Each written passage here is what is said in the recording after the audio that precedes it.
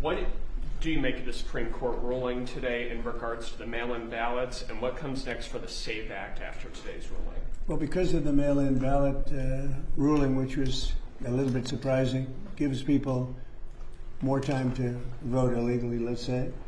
But the SAVE Act is even more important, and that's the right. You have to be a citizen of our country. Okay, you have to show you're a citizen of our country, called citizenship. Voter ID by photo voter ID, and no mail-in ballots unless you're in the military, disabled, you're ill, or you're away, or even on a vacation. We're being very open about it. It's pretty easy. And we'll have honest elections. But the ruling, which a lot of people were waiting for, that was a ruling that was, I think it was very detrimental to honest elections. But it is what it is. Basically, they're keeping it a little bit the way it is now. They may have a little bit of a restriction on based on the wording. About firing the parliamentarian. And then you have the very important one, the Slaughter case, which we'll talk about if you ask that question. But the parliamentarian, what were you asking about? Yeah, have you talked with Thune about? I have. No, I can't imagine why you'd keep a woman that was put there by Harry Reid and Barack Hussein Obama. I cannot understand it. The leader has the right to fire the person at will and put somebody else there. That would be, because we get so many negative rulings from her, the parliamentarian. She's been there for years, and she was put there by Harry Reid and Barack Hussein Obama. Harry Reid was a bad guy, and he was the leader, and he put her. And the speaker has the right to immediately fire her and put somebody else there. And it's not even believable that she's still there. She's obviously a good politician or something. Mr. President, question on the Slaughter case. The Supreme Court just affirmed your right to fire the heads of independent agencies. Should we expect more firings as a result of this ruling? I don't think so. It gives me the right, and not me, it gives a president the right to do what the president should have the right to do. And it's very interesting. It's a big ruling. It's been going on for almost 100 years. They've been working on this, and you know that it comes down at my term is a very great honor. But it bestows additional powers, or maybe the same power on the president. The president has the right to do this, and that has to do with a lot of agencies all throughout the system. So it's considered, you know, the biggest of the group. And I can understand that this has been going on for almost 100 years. They've been waiting for this decision. Yes? Thank you, Mr. President. You were posting about how important it is to get the Save America Act passed. Who do you see as the biggest hurdle to getting this across the finish line? Well, it's held up in the Senate. And frankly, if you terminated the filibuster, you just need 50 votes, and we have 53. And then you have JD. So the Democrats are going to terminate the filibuster. But if you did reconciliation, you could do it with 50 votes. I mean, the best would be to terminate the filibuster, but for some reason. But you have the same basic people. But even Rand Paul is in favor of the Save America Act, if you can believe it. Think of it. Rand Paul is strongly in favor. He's fighting for it. So that's good news. But you would have Lisa Murkowski, always against things like this. Nobody knows why. I think I know why. But you have Lisa Murkowski, you have Susan Collins, you have Tillis is against, and he's not in office because of me, so he holds me, you know, because I wouldn't endorse him.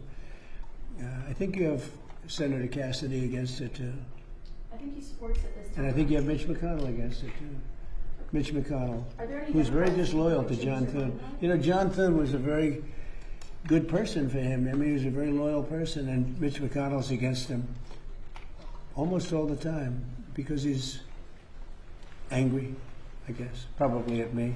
Mr. President? Yeah, please. What about Democrats, Mr. President? Are there any you could think you could change their minds? The Democrats should do it too. I mean, you'll probably get one Democrat who's, you know, common sense Democrat, you know, who that is. And everybody should vote for this. This is the Save America Act. Voter ID with photo, ideally, but voter ID, proof of citizenship, and no mail-in ballots, which is, to my way of thinking, maybe the most important of all because it's so corrupt. But you have exceptions if you're away, exceptions for the military, they're deployed, exception, illness, disability, you have exceptions, strong exceptions. But the cheating on the ballots, the mail-in ballots, Jimmy Carter said it a long time ago. He said you can't have mail-in ballots. He headed up a committee with Scoop Jackson and others, all respected. And he actually, I think it was Jimmy Carter's finest moment, not doing president. But he headed up a committee, and he said he came out with a strong conclusion that if you do mail-in ballots, there's going to be cheating. France gave it up. We're the only country in the world that does this type of mail-in ballot. There's no other country in the world. You know why? They tried it, and it was totally dishonest. And it's really dishonest. So we shouldn't do mail-in ballots. So it's not too much to ask for voter ID, proof of citizenship, and no mail-in ballots. And you'll have honest elections. What are your plans for the housing bill, Mr. President? I don't know. I think it's so unimportant by compared to the Save America Act. I think the Save America Act is exactly what it says. It's saving America from crooked elections. And the housing bill is a bill that can get approved. They worked on it long and hard. It's very bipartisan. That means the Democrats like it. I think it's maybe even it's probably maybe more that way they're getting things that I wouldn't necessarily agree to. Nobody knows more than housing in the history of the presidency. Nobody did well like me in housing. I made a lot of money. I made a lot of money with housing. But when I look at that bill, it's a bill. But when I look at the Save America Act, it's about saving America. And I'd like to have the Save America Act added on. That's probably not going to happen because we have 4 Republican senators, maybe 5, that just won't vote for it. It's crazy. Somebody, Lisa Murkowski from Alaska. Nobody's done more for Alaska than me. She's Trump deranged. What can I tell you? But those 4 or 5 people that I mentioned should vote. How do you vote against Save America? How do you vote against it? How do you vote against voter identification or proof of citizenship?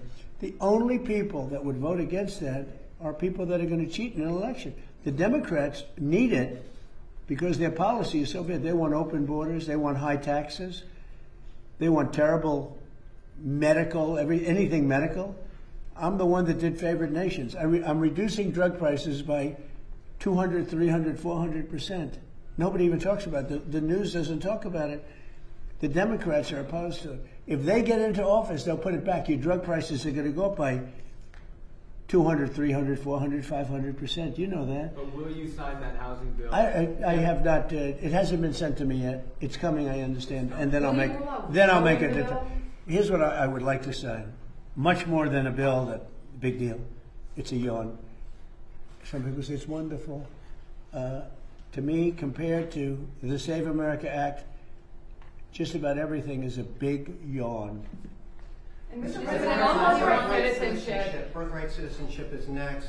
What are your thoughts? Birthright citizenship. What are your thoughts, and will you accept it if it rules against you? Well, I guess I have to accept it's the Supreme Court, so I'll accept. I think it's very bad for our nation. We're the only nation that does it. No other nation does that birthright citizenship. No, not even close. Some did it, they ended it. It's tremendously destructive. It's extremely costly. I don't know, it's up to them. But in terms of for the good of the country, it would be great if they didn't allow it. It would be great, but I can't tell you. The Slaughter case was the big case today. That was really a big case because it gave strength to presidents and strength to the presidency. A very important case. It's been going on for almost 100 years. Think of that. And this was the ruling that really topped everything by a lot today. Yeah. Mr. President, Zohran Mamdani said in an interview this week that he was open to being the poster child for socialist candidates. Are you worried about more socialist candidates across the United Well, I think States? it's a big threat to our nation, actually, because it's not socialism, it's really communism. They use the word social democrat because it sounds so nice, but it's really communism you're talking about. I think it's the biggest threat to our nation there is, maybe since our founding. That includes World War I, World War II, September 11th. It includes the Pearl Harbor attack. I think this is the biggest threat to our nation. People will smile when I say that, but the smart people are going to say, you know, he's probably right. It's basically introducing communism into the United States of America. There's never been anything so dangerous. Thank you very much, everybody. Thank you, guys. Thank you.